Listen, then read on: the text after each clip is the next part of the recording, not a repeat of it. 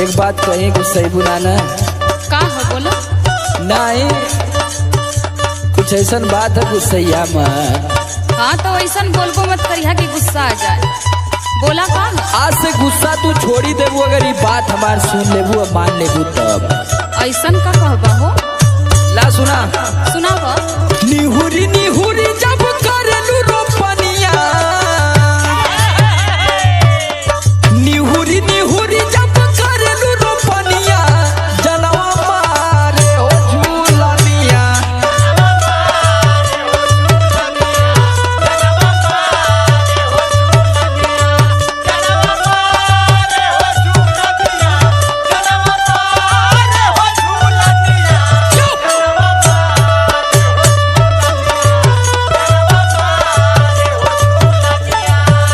ऐसा नहीं कि तू जो अपन काम कर अपन काम करा था। अरे हम वह करत ही जौन मेरा दिल कर रहा है। तो का करबा? कोई कही है देखबा तू पहना लोढ़ा।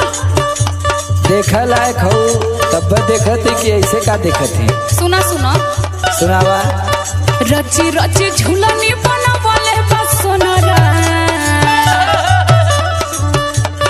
रची रची झूलनी बनावले बस सोनारा, ऐसे देखो ना बकट चोनहरा।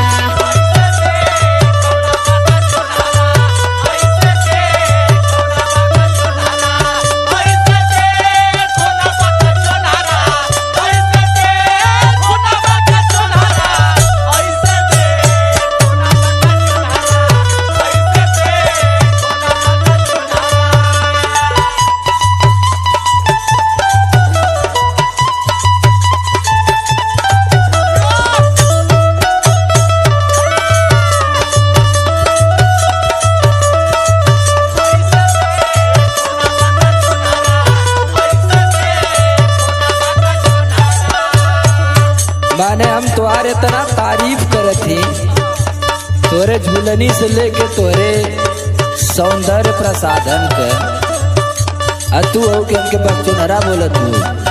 ऐसा है कि तू जा हाउ देखा तो और भौजी खेते में से ताकत ही बिया लेके जा रोपा और नौटंकी मत बतियावा। अच्छा ठीक है, हम तो जइबे करब, लेकिन है सुन ला। सुनावा। धनवा के बिया लेके जालू जबई ठीक है,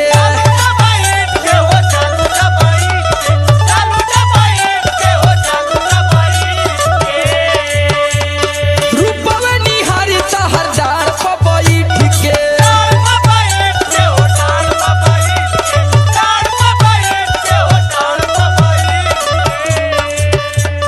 धनवा के बिया लेके जालू जबई ठीक है, रूपवा निहारी तहर डार पबई ठीक है।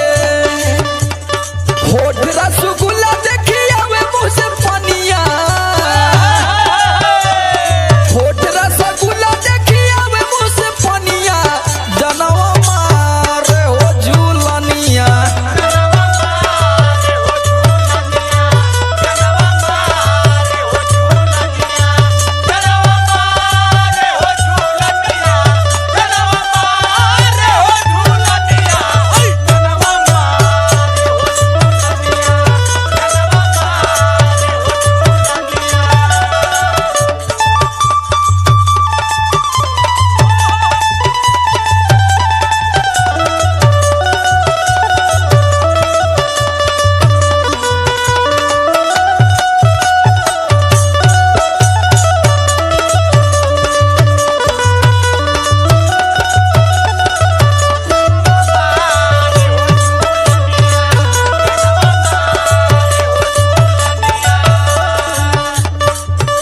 आ तोहके तो जब पढ़े के रहल तो भैंस चरौला, आ जब काम करे के है अपने खेते जाए के है तो तू मेहरारून का नथुनी मंटी का निहारा।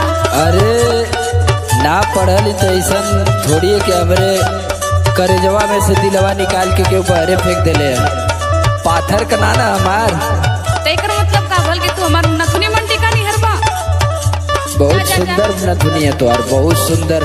सुना सुना सुनावा। बिनय बेदर्दी समर माने कहना,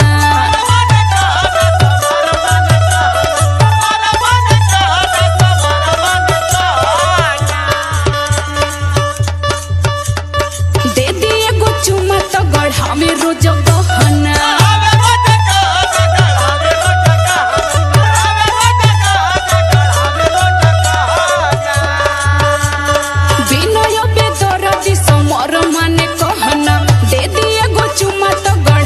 रोज